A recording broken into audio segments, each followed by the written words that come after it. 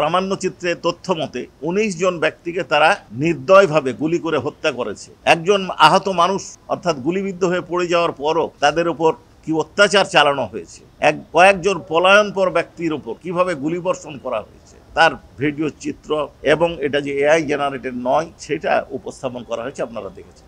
সাবেক প্রধানমন্ত্রী শেখ হাসিনা, সাবেক স্বরাষ্ট্রমন্ত্রী আসাদুজ্জামান খান কামাল এবং সাবেক আইজিপি চৌধুরী আব্দুল্লাহ মামুন এর বিরুদ্ধে জুলাই ৩৬ গণ আন্দোলন চলাকালীন সময় তাদের কর্তৃক যে মানবতা বিরোধী অপরাধ সংগঠিত হয়েছে, তাদের নেতৃত্বে যে মানবতা বিরোধী অপরাধ সংগঠিত হয়েছে, তাদের নির্দেশে যে মানবতা বিরোধী অপরাধ সংগঠিত হয়েছে, যে সকল মানবতা বিরোধী অপরাধ তারা সংগঠন ইচ্ছা করলে বন্ধ করতে পারতেন তা বন্ধ না করে অব্যাহত থাকতে দিয়েছেন, তারই বিচারের সর্বশেষ সাক্ষী ৫৪তম সাক্ষী এই মামলার তদন্তকারী কর্মকর্তা তদন্ত সংস্থার উপপরিচালক জনাব মোহাম্মদ আলমগীর জবানবন্দি দেওয়া শুরু করেছেন। জবানবন্দি দেওয়ার শুরুতে উনি শপথ নেওয়ার পরে যে সমস্ত বিষয়গুলো এক্সিবিট করবেন তার ১৮টি ভিডিও উনি প্রদর্শন করবেন।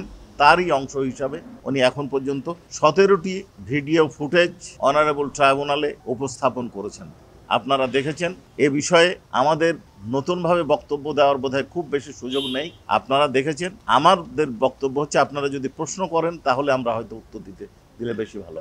আপনি যদি সর্বশেষ যে ভিডিও ফুটেজটা আপনি দেখেন, একটা আন্তর্জাতিক সংস্থা থেকে তৈরি করা এবং তারা এটা ফরেনসিক টেস্ট করে এটা উপস্থাপন করেছি আমরা, টেস্ট করে তারা 1 ইয়ার করেছে। সেইখানে দেখা যাচ্ছে শত নয়, হাজারেরও অধিক সশস্ত্র পুলিশ মোতায়েন আছে এবং যারা জনসাধারণ আন্দোলনকারী যাদেরকে বলি বা উৎসুক জনতা বলি বা উপস্থিত জনতা বলি, তাদের সংখ্যা অতি নগণ্য, হাতে গোনা। তাদের দ্বারা ওই সশস্ত্র ব্যক্তিদের জীবনহানি, জীবন নাশ বা জীবনহানি, জীবনের ঝুঁকি বা আহত হওয়ার কোনো ন্যূনতম সম্ভাবনা আপনারা দেখতে পাননি, আমরাও দেখতে পাইনি। তারপরেও ওই ভিডিও প্রামাণ্যচিত্রে তথ্য মতে ১৯ জন ব্যক্তিকে তারা নির্দয়ভাবে গুলি করে হত্যা করেছে। একজন আহত মানুষ অর্থাৎ গুলিবিদ্ধ হয়ে পড়ে যাওয়ার পরও তাদের উপর কি অত্যাচার চালানো হয়েছে, কয়েকজন পলায়নপর ব্যক্তির উপর কিভাবে গুলিবর্ষণ করা হয়েছে তার ভিডিও চিত্র এবং এটা যে এআই জেনারেটেড নয় সেটা উপস্থাপন করা হয়েছে, আপনারা দেখেছেন।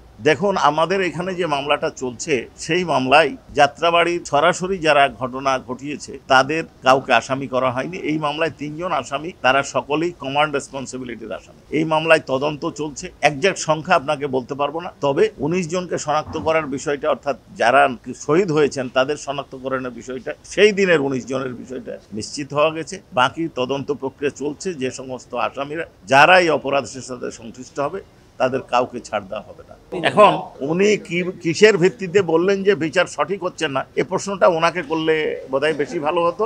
আপনারা এই ট্রাইব্যুনালের বিচার প্রক্রিয়া শুরু থেকে পর্যবেক্ষণ করছেন, এইখানে কোনো অসঙ্গতি, অসম্পূর্ণতা বা বিচারে বাধার মতো কোনো ঘটনা ঘটেছে বলে আমি দেখিনি। আপনারা দেখে থাকলে বলবেন।